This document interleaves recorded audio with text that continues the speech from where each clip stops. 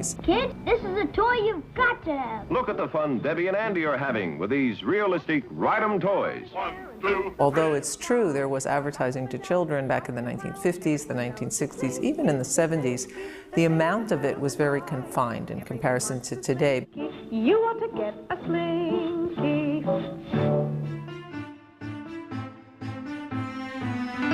Advertising to kids may have been confined during the 70s, but it was during this period that it would come into its own as an industry, triggering a counter-movement to end youth marketing altogether, and setting in motion a series of policy decisions that would ultimately determine the industry's future. A seminal event was in the late 70s when the Federal Trade Commission advocated a ban on advertising to children 8 and under. The Federal Trade Commission staff believes that children are deceived by television advertising, particularly commercials for cereal with sugar in it, and it wants to stop all advertising aimed at young children. This ban was based in part on concern about sugar cereals and cavities, and also based on research that indicated that children 8 and under did not understand the persuasive intent of advertising. Are you saying that every message directed to the older child, a child between 8 and 12, is inherently deceptive? That's right. I think the child cannot bring enough information to bear not to be deceived and to have an unfair trade practice. So what ended up happening was the industries that were going to be affected, the toy industries, the sugar cereal companies, went to Congress. And that in an American democratic capitalistic society, we all must learn, top to bottom, to care for ourselves. And what the last thing we need in the next 20 years is a national nanny.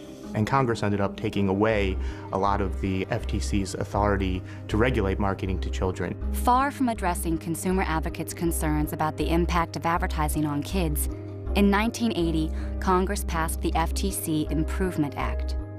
The law mandated that the FTC would no longer have any authority to promulgate any rules regarding children's advertising. The Congress of the United States, under pressure from advertisers and marketers, actually took away from the Federal Trade Commission the right, the authority to regulate advertising and marketing to children.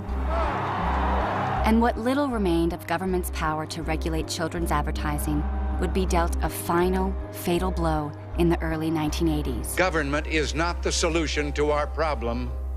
Government is the problem. In the 1980s, this country was in a situation of falling in love with the market, thinking that the market was the solution to everything, and of deregulating industry. For those of you with television stations, I have an announcement.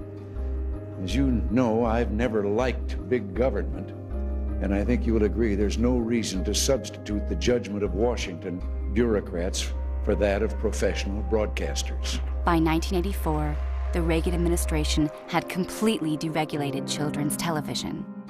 All bets were now off. Corporations now realized that Congress was not going to do anything to restrict their power to marketing to children, and they now actually had more power. And lo and behold, a lot of really smart marketers discovered children as a huge market. In the decades prior to deregulation, kids' consumer spending increased at a modest rate of roughly 4% a year. Since deregulation, it's grown a remarkable 35% every year, from $4.2 billion in 1984 to $40 billion today, an 852% increase. Deregulation really opened the floodgates for a kind of marketing to children that never existed before the mid-1980s.